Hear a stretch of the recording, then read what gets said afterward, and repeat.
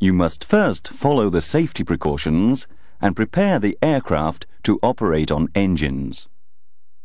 Open the fan cowl doors. Make the thrust reverser unserviceable.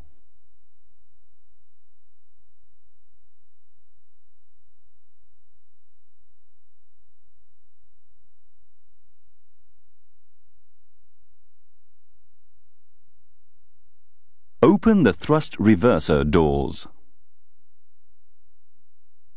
Refer to the aircraft maintenance manual procedures. Disengage each core cowl latch as follows. Push the trigger of the latch. This will release the latch handle. Pull the latch handle down until the latch hook is fully disengaged from the clevis. Caution: make sure all latch handles are fully open before you open the core cowl doors.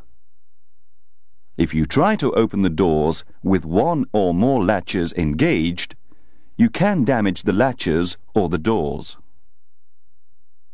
Warning: get sufficient aid from 2 or more persons or from equipment to lift or lower the core cowl door. Each core cowl door weighs approximately 30 kilograms, 65 pounds. Open the core cowl door sufficiently to get access to the hold open rods. Pull down on the collar on the hold open rod. Disengage the hold open rod from its retention bracket on the core cowl door. Engage the ball lock of the hold open rod in the engine detent.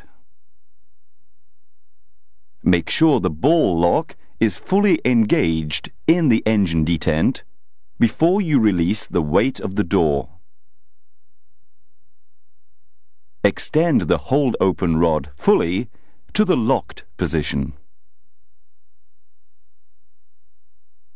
Warning: when the hold open rod is engaged in the detent, make sure the primary lock red band does not show.